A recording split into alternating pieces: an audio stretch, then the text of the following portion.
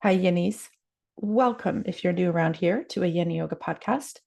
If you are a familiar, welcome back. I'm honored that you have returned.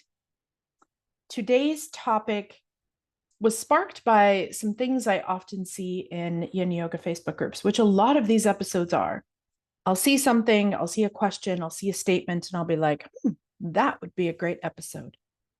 So this topic is about not being the Yin police.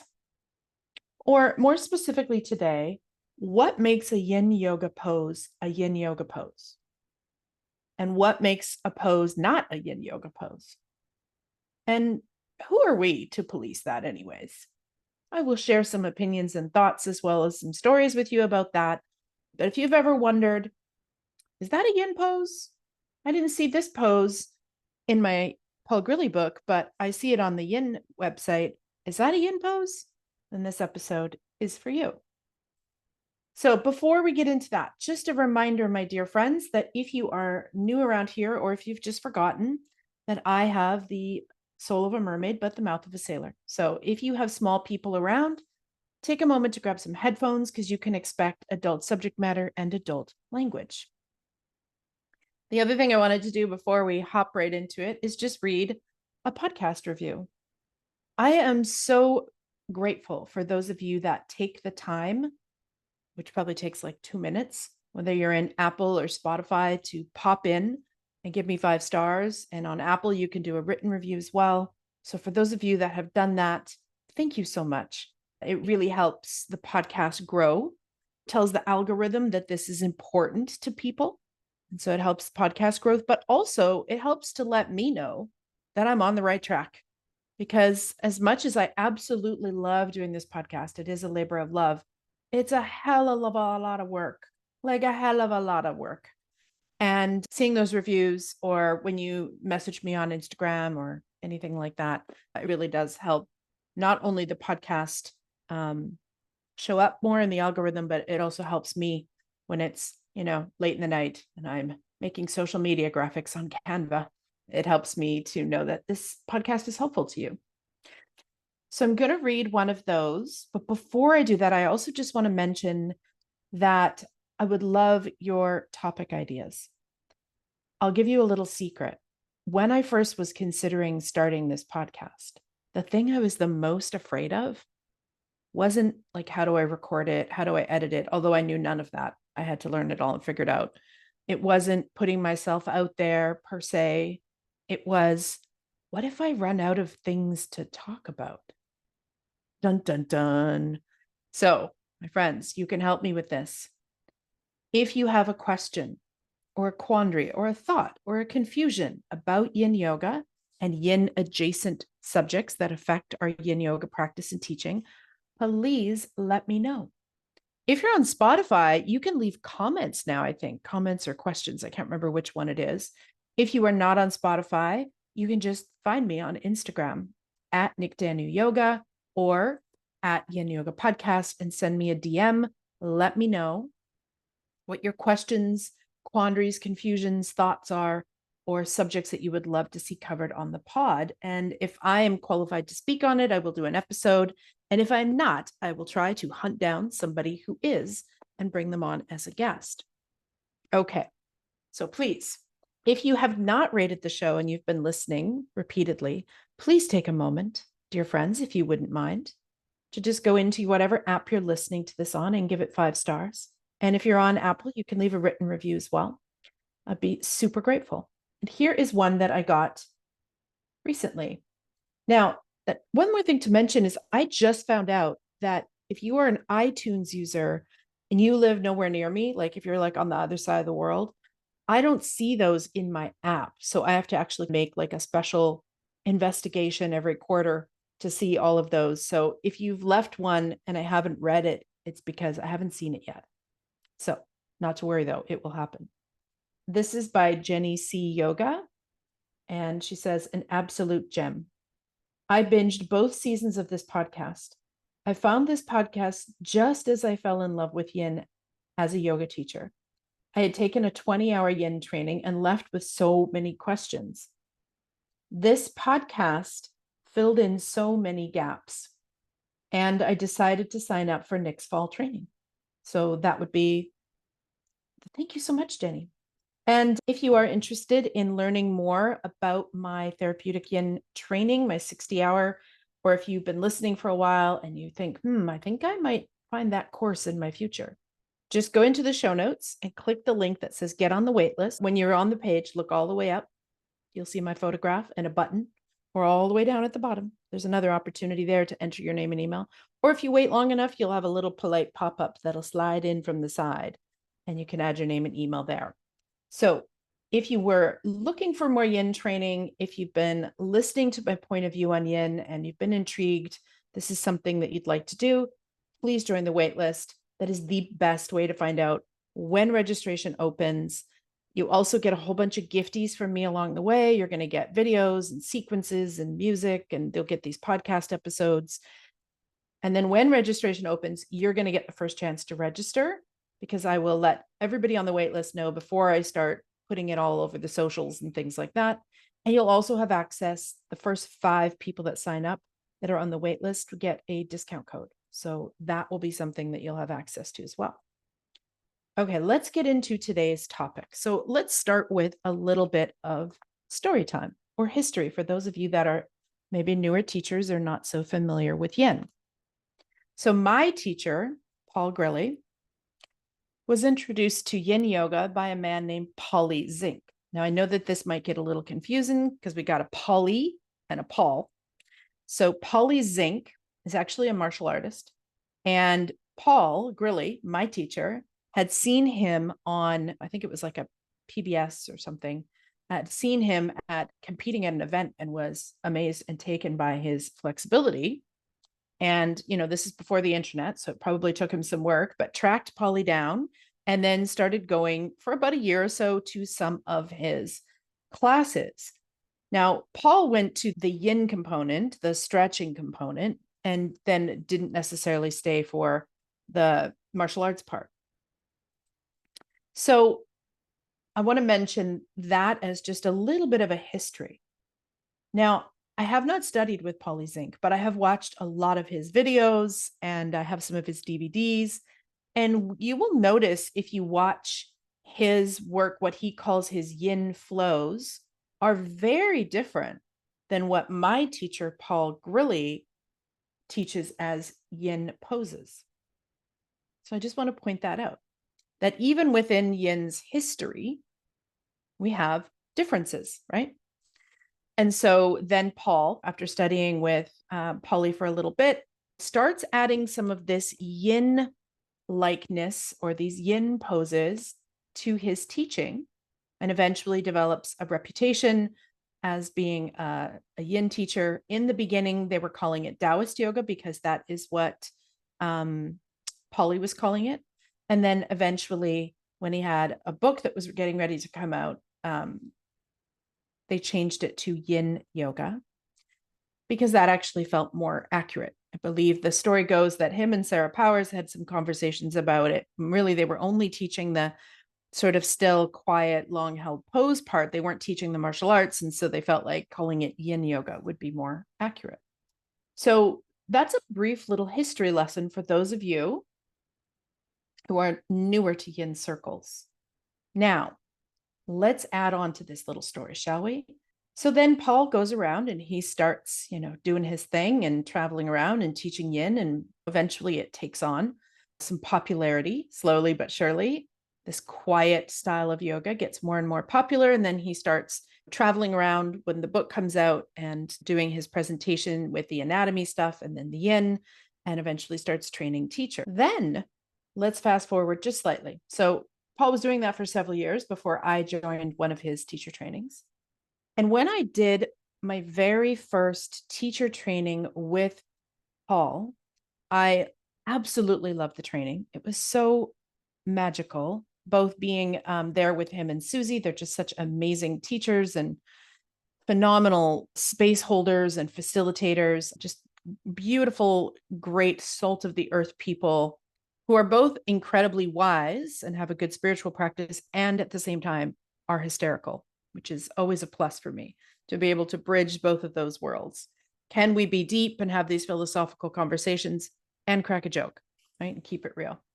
So while I was studying with them, I loved it. It was great. So this was my very first training with him. Well, my first teacher training, my first 100-hour. I had already been at a workshop with Paul in 2007 when he was doing his tour. He came to the city I was living in at the time, to Calgary. So I'd already done like a weekend workshop with him, but this was my first actual teacher training module with him. And we did the module and I fell in love, and I went home and I was practicing it. And, I just kept feeling like, as much as I loved the practice, something was missing. It's like from my waist down was getting all the sweet juiciness of this beautiful yin practice, all the spaciousness in my body. I was getting that nervous system response. I was getting the still and quiet meditative space, but it was just like from my waist down. And as somebody who was a former hairstylist, I got some really tight shoulders, upper back, neck, etc. Even used to have wrist issues. Thankfully, those are gone. So like forearm tightness, all the things. And so I just naturally started gravitating towards putting that yin theory and yin information that I had learned with Paul and my study into how could I do some of these poses that I know for my upper body in a yin way? How could I take these poses that I know that are really helpful, that I've learned in my hatha practice, even in other practices that have been really helpful for my body, but can I do them in a yin way? So, meaning instead of just wrapping my arms up together for 4 breaths or 5 breaths, could I do that for a couple of minutes? What would that feel like? And so this began my exploration into the upper body yin. So I started practicing with several poses, and I'm not going to mention them all because there's a boatload of them, for the upper body, and doing them in a yin way. And I'll describe what a yin pose might be later on in the episode. So if you keep saying, what do you mean in a yin way? I'll talk about that in a moment. And started doing that, started adding those in with my students. So this was after my very first 100 hours with Paul. I then went back and did 4 more 100-hour trainings with him. So I have 5 in total. And then the next time I went back, so for my 200-hour, one of the things that I loved about Paul's training was that we didn't ask questions at the time of lecture unless it was like just a point of clarity on what he just said, right? So questions, we had a question box, and you would write your little question on it. You would go put it in the question box. And then in the evenings, we would have Q&A times, and Paul would pull questions out of the box and he would answer your questions. And one of the questions that I had was exactly this. I'm finding that for myself and for my students, like the upper body part is kind of lacking in a yin practice. Why aren't there upper body yin poses that you're teaching us? And the answer was quite simply that him and Susie didn't feel like it was necessary in their own bodies. So in their personal physical practices, probably because they've been yogis for so long and been doing it for so long as an occupation, they didn't have that massive tight traps, shoulders, upper back, neck stuff going on. And so it didn't feel necessary for them to include the upper body. That was the answer that Paul and Susie Grilley gave me. They just didn't see it was as necessary. However, then very next thing they said is, but if you find that helpful for you and your students, you should absolutely do that. Okay.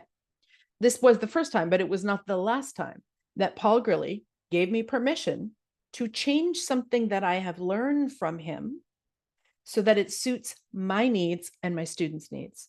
The second was languaging, and that was the one that was in my 500-hour. Talked about that in another episode on trauma, but that's where I started feeling conflicted with some of the words that I was taught in Yin, and was talking to him about that. And he said to me, you should just use whatever words work for you and your students. Okay, so I wanted to set the stage with this story before we get into sort of the meat of what even is a yin pose, what makes a yin pose yin, because I have noticed that there is a lot of yin policing going on. So another thing to mention is that there were probably several of us that were studying with Paul that were also taking this knowledge that we were learning from him about yin and then experimenting with upper body stuff because it just is logical. There is someone that goes around saying that they were the first to introduce upper body stuff in yin, which is frankly a ridiculous statement because since you can't, unless you have psychic powers and you can see the whole wide world, you have no idea if you were the first to add in upper body stuff. And the reason that I know that you were not the first or that you are responsible for introducing the whole yin world to these upper body shapes is because I hadn't even met you and I was already doing them. So didn't know who you were. There were no yin Facebook groups back then. I'd never studied with this teacher. They weren't there for the first 400 of my yin trainings. I did meet this teacher finally at the last training. So no, not responsible for my using the upper body and yin together. Just to say that. So the reason that I bring this up is because I think that in any kind of a community, we can tend to get dogmatic. And this is one of the things that Paul is definitely against. He even mentions it at the end of his episode, that we need to think for ourselves, that we need to use critical thinking, would not be dogmatic about things. So when I said to Paul and Susie, why don't you include stuff for the upper body when so many people are really sore and tight there? And wouldn't the fascia of the upper body also benefit from this practice? They didn't put their proverbial fist down and say, no, yin yoga poses are only from the waist down and you shall not deviate from that path. No, they did not do that because that would have been, well, that would have been the last time I studied with them because I'm not down with the dogma. Instead, they explained why they didn't and said, but you should sally forth and do what is right for you and your students. One thing that they did say is that the fascia in the upper body is not as dense and sturdy and sort of like many layered as it is in the lower body, so that the poses for the upper body might not need as much time as the lower body in order to experience the same benefits. So that was one sort of qualifier that they gave. And then the very next time I went to study with them, we did all the same poses, no upper body stuff. Although and here's the thing, the students though, Paul is not at all attached to us following his exact lesson plan. So if you were to look around the room in that yin training, you'd see all kinds of cool yin shapes that weren't originally taught per se by Paul to us. So he's very open to us making this practice our own. So I just wanted to mention all of that before we get into what makes a yin pose yin, because there's a whole lot of people going around saying blank, blank, blank is not a yin pose, or this is not a yin pose. Now, I do have some opinions on a couple of poses, and I'll mention those in a moment. But if you are going around dogmatically saying this is not a yin pose based on your teacher training, because it wasn't included in your teacher training, that's not accurate. Now, saying I don't teach that pose because blah, blah, blah, whatever your reasons are for not teaching it, totally fine. But going around and saying that's not a yin pose, especially when it's clearly listed in Paul's book and also on Bernie Clark's book and Bernie Clark's website, and those two books are known as the Holy Grail of yin, so to speak, or the yin Bibles. And if the pose is clearly listed in there, but then you're going around saying it's not a yin pose, why? You could say, I don't teach that pose in my yin classes, and here's why. That's totally fair, accurate, legit.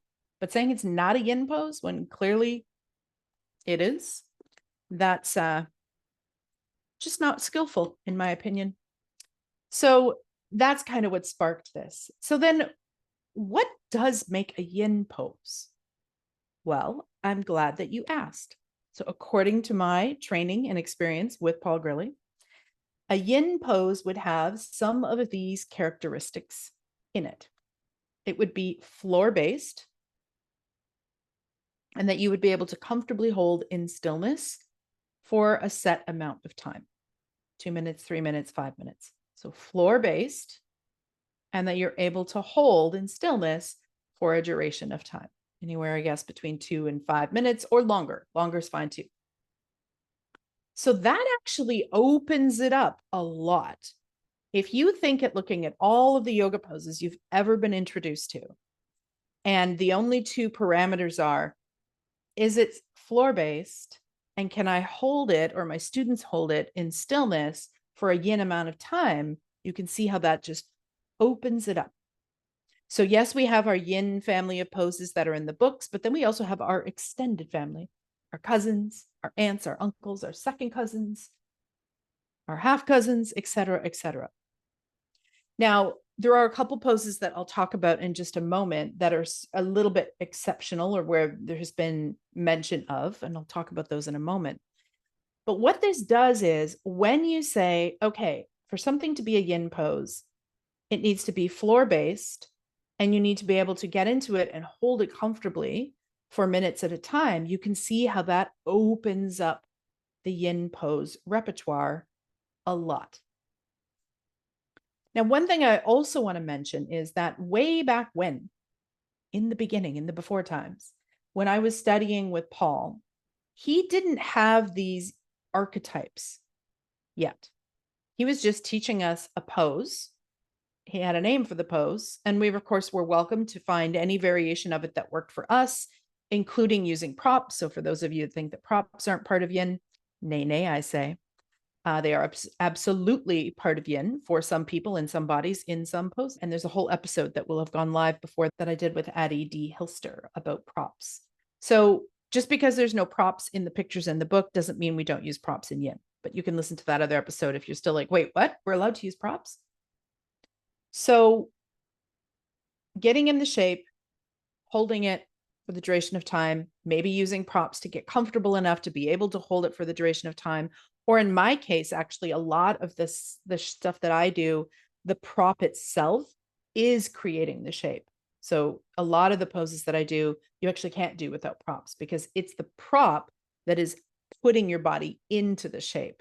Okay, so I just wanted to mention a little bit of that history, that according to Paul Grilley, this whole "that's not a yin pose" policing thing would be a lack of critical thinking. He wants us as yoga practitioners to stop and think. Does that make sense? Does that work for me, for my students, to put some thought in it? Not to just dogmatically regurgitate what your teachers told you. And this, in my opinion, this should happen for every style of yoga. Yes, honor, respect, and love and cherish your teachers. And take what they teach you and study it and see, does this fit? So for example, if I had just said, well, I mean, there's no upper body stuff in Paul's book or in our training, and I guess we're not allowed to do yin for our upper body. If I had never felt comfortable enough to play with my own body and play with these props and to start doing some of these poses in a yin way, I would be missing out, and so would my students, by the way, on a whole chunk of what I practice and teach now and what I train teachers with. So Paul's got no issue. Paul and Susie don't care if we make this practice our own.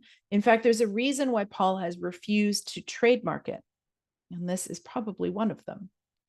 So I just want to mention that when you're tempted to say blank is not a yin pose, just pause. Now, I will say that there are certain things that are definitely not yin poses. Inversions, for example, like headstand, shoulder stand, etc. Right?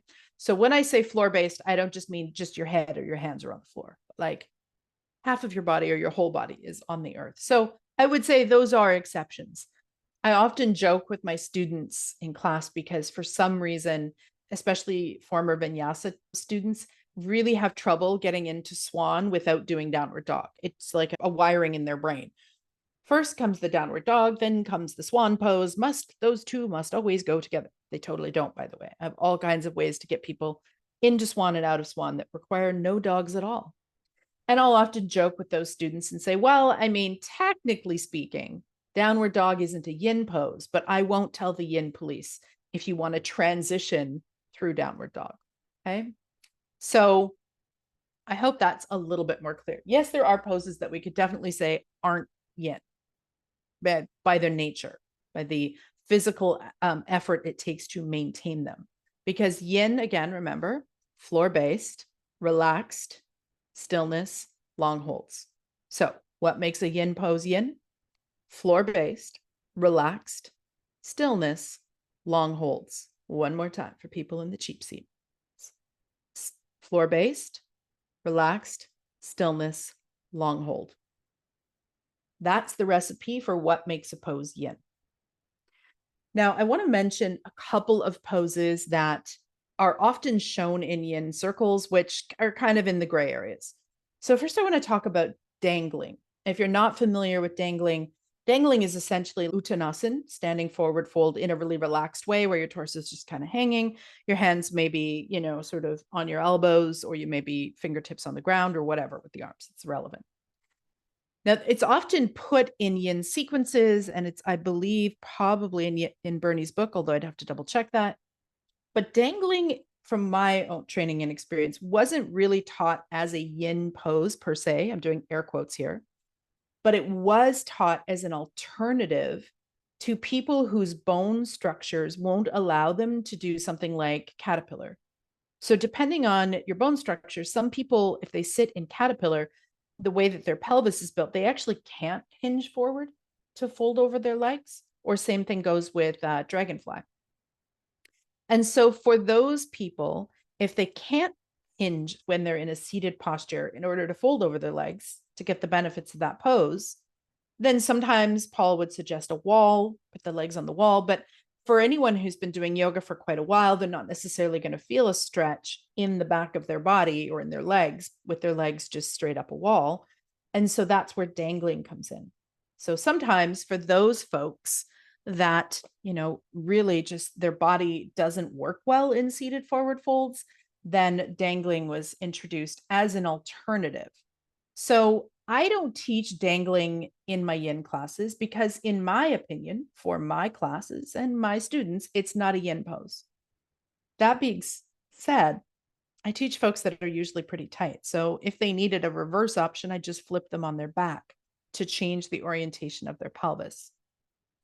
And if they really couldn't feel it, regardless of those two options, then I would coach that one person. Hey, let's try this out. Let's go into dangling.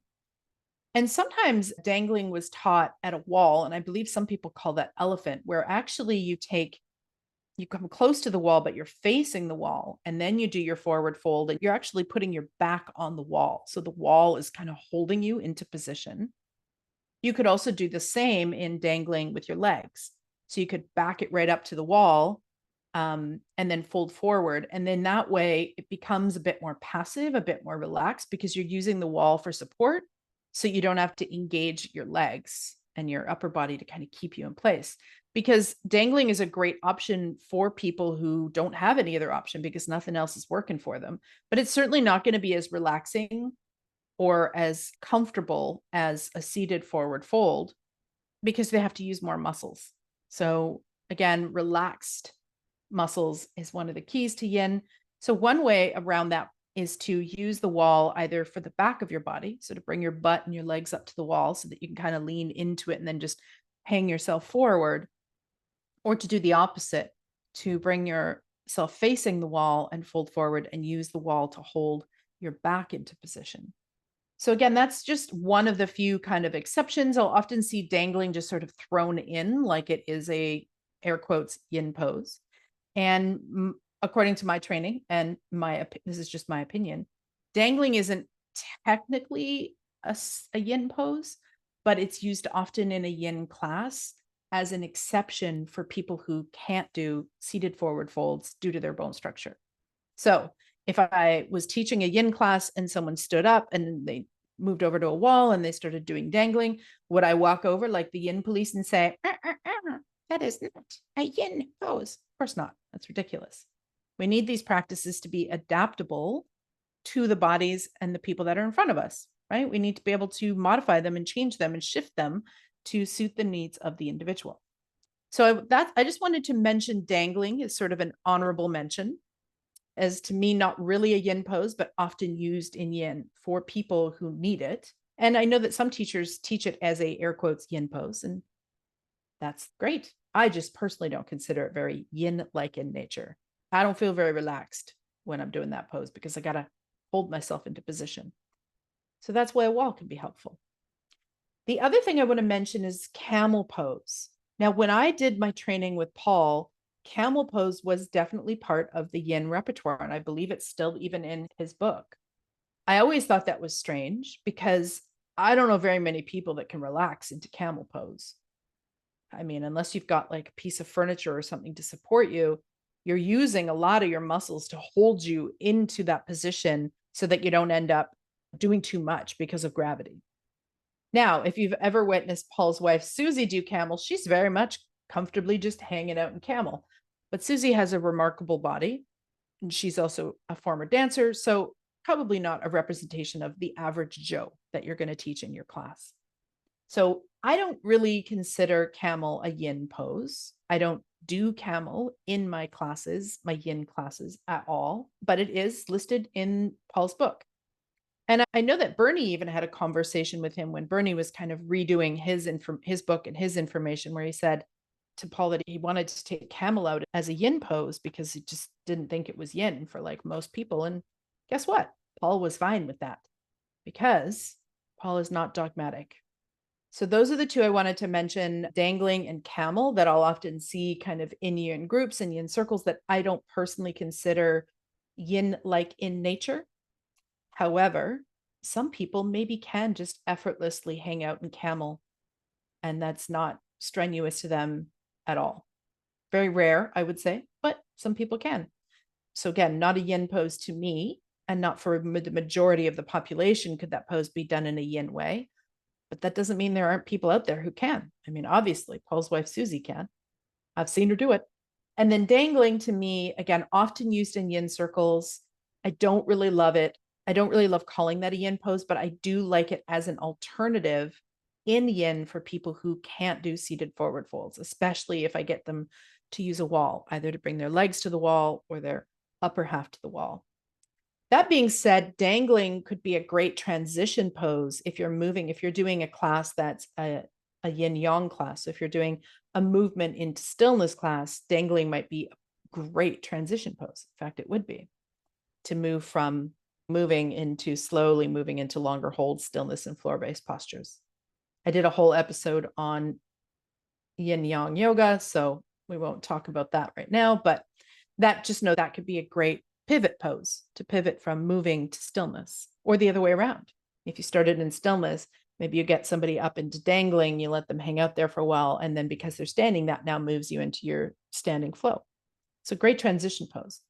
I just personally don't find it, nor would my students find dangling very yin-like, unless you're using the support of a wall. And so I would still use it. I just wouldn't do a long hold. Like I wouldn't do a 5-minute dangling. I might do 2 minutes. Also, we have to think about blood pressure in poses like that, especially those that have low blood pressure. They're going to need to come up slowly from a standing forward fold, especially if it was a long hold. They may have to bend their knees first. Also, not a great pose for some folks with some back conditions to be standing in a rounded forward fold that way. I've talked about that in a whole other episode on Yin Yoga for spine health, so you can check that out if that is interesting to you. Overall, I just wanted to encourage us as a community of yin practitioners and yin teachers to stop this yin policing stuff. Stop saying this is not a yin pose. Stop saying that's wrong because I did my training with Paul or I did my training with Bernie and it's not in their book or their material. So that means that's wrong. Can we please stop this stuff? What makes a yin pose yin is floor-based, stillness, the ability to do long holds, and passive, right? So not engaging your muscles. If whatever shape it is fits into that criteria, it's a yin pose. I was meaning to do this episode eventually anyways, but where this was sparked recently was somebody in a group saying that child's pose was not a yin yoga pose. And despite the fact that it is in Paul's book and it's also listed on Bernie's website, I don't know. So I was like, where did this idea come from? And apparently her teachers, who were trained apparently by Paul, again, I don't know these teachers, said that child's pose is not a yin pose. And her argument was that a lot of people find child's pose difficult. And she's right, actually. A lot of people are not comfortable in child's pose at all. And yes, there's ways that we can prop child's pose to make it more comfortable for people, maybe using bolsters or blankets. Those are options. Also, an alternative could be to flip people on their back and get them to hug their knees into their chest. So if your intention for putting child's pose in the sequence was to gently round the spine, that could be an option. But just because some people don't find child's pose accessible doesn't mean that we remove the pose from our category of yin teaching poses. There is somebody on the planet that will find every single yin pose inaccessible. There are people that will find a good chunk of the yin poses inaccessible based on their own bone structure or injuries or things that are going on with them. That doesn't mean that those aren't yin poses. And that doesn't mean that we need to pull them out of our little teaching repertoire because they don't work for some people. It's our job as teachers to learn how to modify those poses and to choose variations of those poses to help people who they're not a good fit for. And if they're still just not a good fit, if you've tried a couple things and it's just not a good fit, then you give them something else with the same intention. Right? So a common example would be sleeping swan. There's a lot of people that will never be able to do sleeping swan. And it doesn't matter how many bolsters you put under their torsos, how many blocks you put under their butt. It's just not going to work for them, either because of their knee or something else going on in their body. And so, sure, we can try a couple of prop variations. You could try this, you could try that. Okay, that's not working for you. Let's flip you on your back and do what's commonly called figure four, but what I call keyhole. And now that person's able to access the same intended area in a pose, but without the pressure on their knee or whatever else was going on. Notice I didn't say, oh, sleeping swan is not a yin pose, because a lot of people can't do it. A lot of people can't access it. So it's now no longer a yin pose. That's ludicrous. Yes, some people can't do sleeping swan. Thankfully, we have a whole bunch of poses that will access their hip butt IT band. We don't have to be attached to it looking like sleeping swan. If you have students that can't do child's pose, find something else for them to do, like perhaps lay on their back and hug their knees into their chest, or give them some props, or give them some other way to gently round their spine forward. Doesn't mean that we need to remove child's pose from the yin repertoire just because some people can't do it. If you did that, we'd have no yin poses left, because there are some people that can't do pretty much any pose. So I wanted to mention the story of how yin came to be, right? Paul studied with Polly, and then Paul started teaching yin, adding poses that he knew already from his hatha yoga experience and doing them in a yin way in combination with some of what Polly had taught him. Then Paul, my teacher, Mr. Paul Grilley, goes to start training teachers. Teachers start practicing this with their own body and going, something feels missing here. And they start adding in poses for the upper body or variations of things, or using props in ways that maybe Paul hadn't taught us, because we're allowed to do that, because Paul wants us to use our critical thinking, think for ourselves, and do what serves us and our community. Fancy that. So I really wanted to mention that this whole policing in yin thing is frankly not a very yin attitude. Now, that being said, I am a yin purist, meaning I don't like mixing restorative and yin. I don't like mixing, cacao and yin. If you want to do these things, you party on with yourself. I'm talking about my own stuff here. I do sometimes teach yin and yang together, so movement into stillness, but I'm not adding a bunch of bells and whistles to my yin. In that sense, I'm a yin purist. But what I'm not a yin purist about is what the shapes are you're making with your body and which ones you choose to use for your students. If you can hold them on the floor in stillness with relaxed state, whether that's using props or not, for the duration of time, that sounds like yin to me. As long as we have an understanding of yin yoga, an understanding of what these yin yoga poses are, and we're adapting those for the people that are in front of us that day, then we're doing great. The other thing I just want to very briefly touch on before I close this episode out, and I don't want to go into it in depth because, again, there's a whole episode on that will have come out already on Yin Yoga with props. But sometimes people think as soon as you start laying around on a bolster or blocks that you're now no longer doing yin and you're doing restorative. That is not true. It may or may not be true depending on the body. And again, there are other episodes on that, so I'm not going to go into that in depth. I did a whole episode on what is the difference between yin and restorative. And then Addie D. Hilster and I, which will have come out in this season before this episode, did an episode on props and why they are totally part of a yin practice. So you can listen to those two if you want more clarification on that. But, if someone's laying their body over a bolster, that does not automatically make it a restorative pose. And as I mentioned, some of the yin poses that I teach my students very regularly and that they love the most are not part of the original yin poses that were in a book.